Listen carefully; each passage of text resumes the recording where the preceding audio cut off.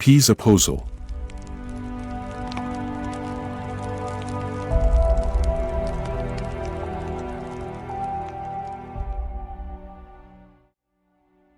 السلام علیکم ورحمۃ اللہ وبرکاتہ۔ حضرت سیدنا امام شعرانی کہتے ہیں کہ میں نے سیدی علی خاص رحمۃ اللہ علیہ کو یہ فرماتے ہوئے سنا کہ یعنی محسوس ہونے والا رزق جو کہ ہمارے جسموں کی غذا ہوتا ہے طلوع فجر سے، یعنی فجر کی نماز کا وقت شروع ہوتا ہے، اس سے لے کر سورج ایک نیزہ نکل کر بلند ہونے تک، یعنی طلوع آفتاب کے 20 منٹ کے بعد تک اللہ پاک تقسیم فرماتا ہے۔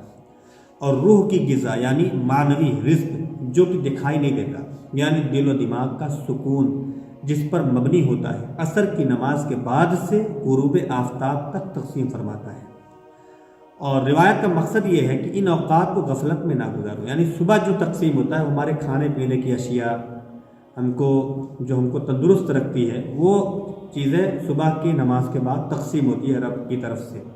عصر کے بعد ہماری وہ چیزیں تقسیم ہوتی ہیں جو ہمیں دکھائی نہیں دیتی، جیسے ہمارا دماغ صحیح ہو، ہماری گفتگو بہتر ہو، ہمارے جسم کی توانائی ٹھیک ٹھاک ہو، اس طرح کی یہ بھی رزق ہے۔